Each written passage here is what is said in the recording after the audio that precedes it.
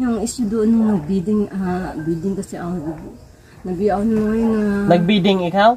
Bidding. Ano ka? Kontraktor sa ano? Nanti ang pera mo ganun. So, saan mo daw kina ang pera na yun? Pag sinasumpong siya. Yun.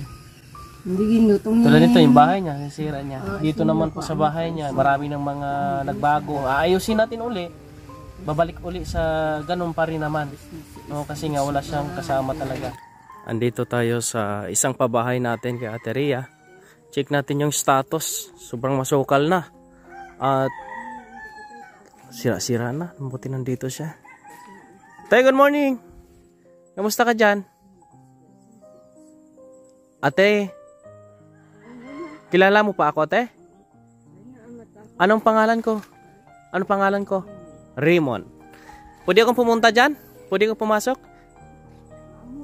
Ha? Maamoy? Sobrang masukal na yung bahay ni ate, oh. Te, linisin kayo natin yung bahay mo, te.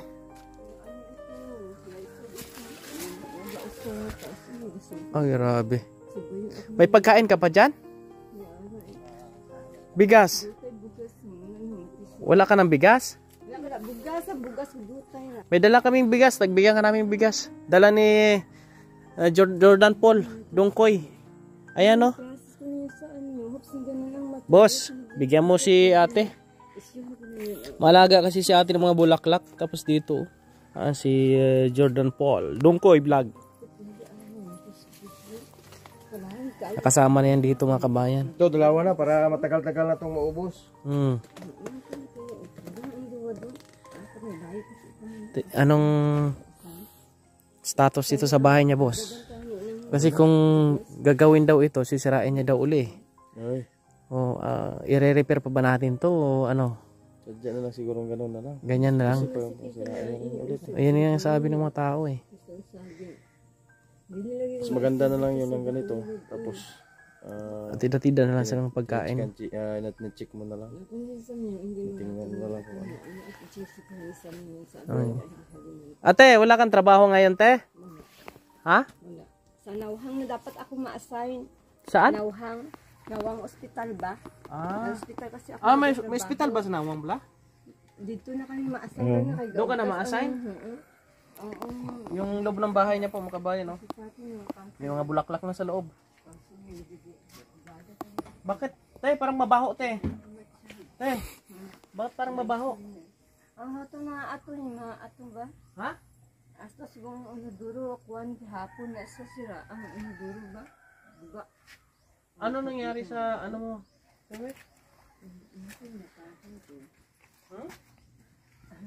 Kasi may problema na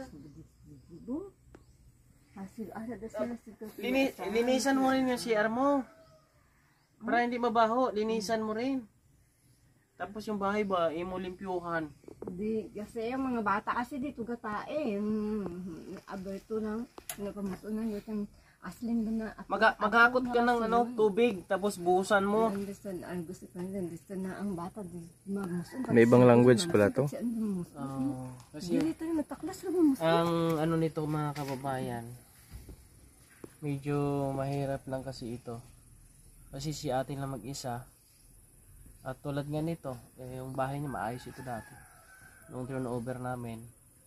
Ngayon, siguro hindi maiwasan talaga na kapag walang kasama, walang nag-aalaga sa kanya, yung depression dumarating.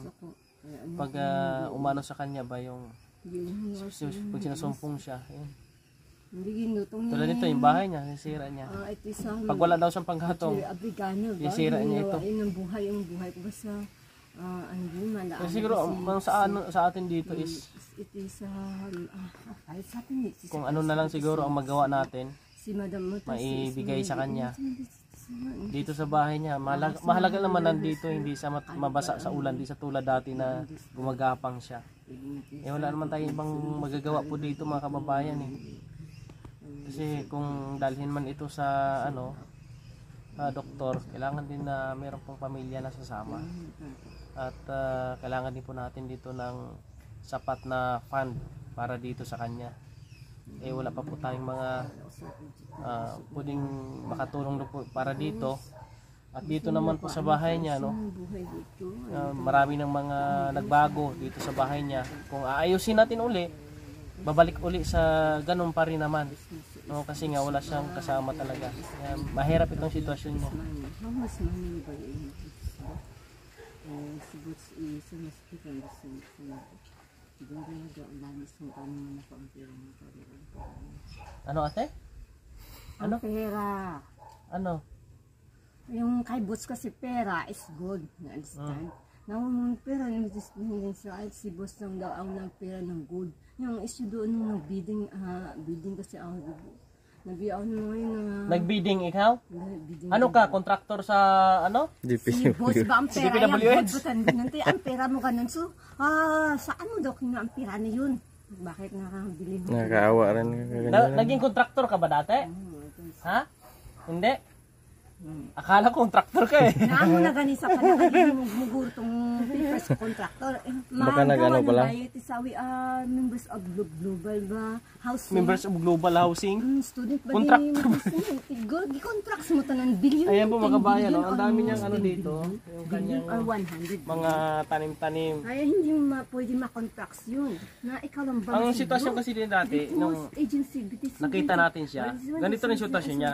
Maraming mga tanim-tanim sa paligid, tapos ang kinaiba lang yung kanyang kinalagyan dati. Eh, yero lang na naka ano sa lupa tapos gumagapang lang sa doon. Eh ngayon, ito, ginawan sa aming bahay dito. Okay na yun, bibili sa mabasa dito. At least hindi siya mababasa. At saka safety naman yung kwarto niya. Sirado Kasi naman. kung ating pong gagawin ito, babalik din naman. Masisira din, sisirain niya rin naman. Medyo mahirap lang itong sitwasyon ni ate. Kasi yung mga kapatid din po ni ate, yung mga sarili din pong pamilya, nasa malayo din. And then yung anak din po ni ate, minor de edad pa, nandito din sa Iraq, pero hindi po sumasama dito. Kumbaga, nandun nakatira sa lula. Kaya si ate na lang mag-isa dito. Hindi pwede pasok. Hindi maaari ng bahay pagkatapos mabulbulin at sabihin, nila ang bahay. Hindi sa pwede na sa construction. Construction. Viral yun eh. Kontraktor siguro yung construction. Viral yun eh ngayon. Ate, may tinigaan ka na? Ha? Ay, ito oo. May tinigaan ka na? Kala ko wala pa. Ano yan? Ay, sa akin ka naman. May isang pagkain niya. Ito na conception na ano na. May? Ang baydas. Panis naman na. Conception talaga na. Ayan, itago mo yung bigas mo ha. Sa lahat pa na kundi. Oh sige, okay na. Itago mo yun. Nagawa na ba? Kasi misis mo, hindi kahit hindi. Naaway tayo naaway. Inaaway? Ay, yung stories in 20 years, nanibat na ang sila. Hindi ka. Hindi kasi in 20 years, nagbagong sila. Ang boss niya. Sa loob ng 20 years, nag-iba na daw yung mukha niya, itsura niya.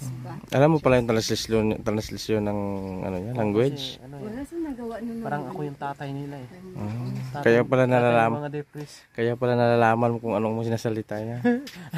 Ikaw na translate mo. Interprete ka pala. Ang hirap interpretehin yan. Oo, kabayan, daming mga ano dito. Magalaw. Ayan ho, mga kabayan, no? Siguro hanggang dito na lang po muna. Ito lang po yung update natin at... Bugangin, hindi akong bugas. May kay kulang. Ha? Kulang ang bugas. Dalawa yan, dalawa. Dalawa na yan. Tao mo, dubli na. Dubli na daw yung kain niya, boss. Dalawa na pala yung kumakain. Anong Dubli na yung kain mo? Anong... sinong espiritu na yun? Ang kaldero ang binabili na. Hindi na lang kanon. Tago mo. Tago mo. Baka yun na dumudubli, baka mayroong kumukuha. Di, matagal mo na maubos yan. Matagal mo na sa ubos. Yung iba nga, isa lang. Nadaanan ka namin dito. Gusto sana natin itong i-repair ka nandito si Jordan Coy. Uwi ako ng Philippines. Kaya lang, last month.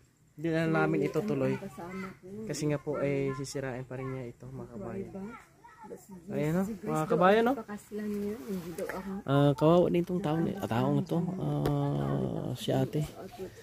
Ikaw po, baka magkaintindihan kayong dalawa. Anong language yan? Te, anong language mo daw, te? Bisaya? Nagparid ba tayo na Ha? Asin ko sa Asian. So, yung asabay ko nila. Ano daw? Ano pala yun? Wala pa daw na ano yung language nandun na, pero yung earth wala pa. Hindi ka naman nababasa dyan sa loob, te? Te? Mahirap, boss. Mahirap. Di talaga natin kayang, si Ate Rhea po, mga kabayan, no? Kawawa lang talaga ito. Ito ang kanyang sitwasyon ngayon. Wala nating magagawa dito. Hindi natin hatidan na lang talaga siya ng bigas niya. Ay na, ako na groceria. Hmm? Ang kape. Ay, yung grocery niya pa pala, boss. Sige, pagbalik na lang namin. Pagbalik na lang namin. Oo.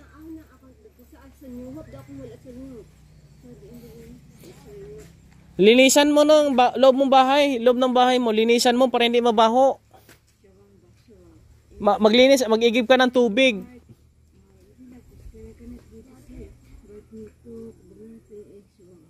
Wala na, sige na salita. Non-stop na pala. Non-stop? Remix pa. Remix? Kung hindi maintindihan kasi Hirap. Hindi ko na alam kung anong magagawa pa natin dito, boss.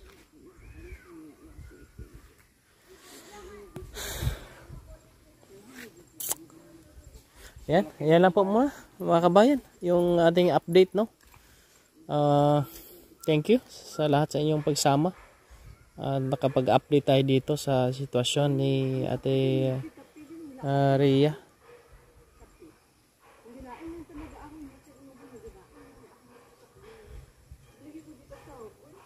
Ano? Ha?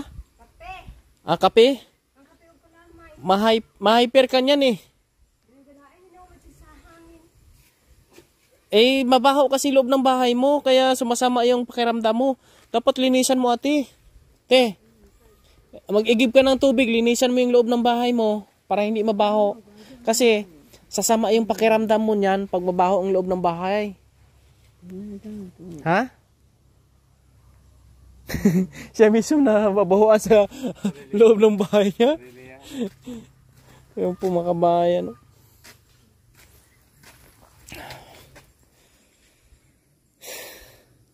Ay, yan lang po muna yung update natin. Maraming salamat po sa inyong pagsama po mga kababayan, no? Sige. Uwi muna kami. Balikan ka lang namin. Dalhan ka lang namin nandito ng ng grocery. Ha? Okay? Balikan na lang natin ito, boss. Yung kanyang grocery. Titignan na natin grocery ito sunod. Ate, mahalakat muna kami, ha? Sige. May tindahan siguro dyan, oh. Ay, dyan, oh, sa unahan. Bili ka muna.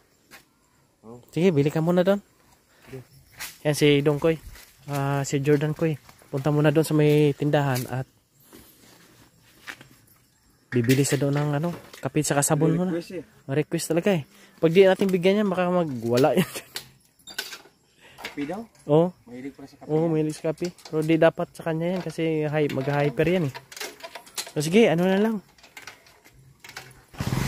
Okay na, bibili na siya. Bibili siya na ng kape.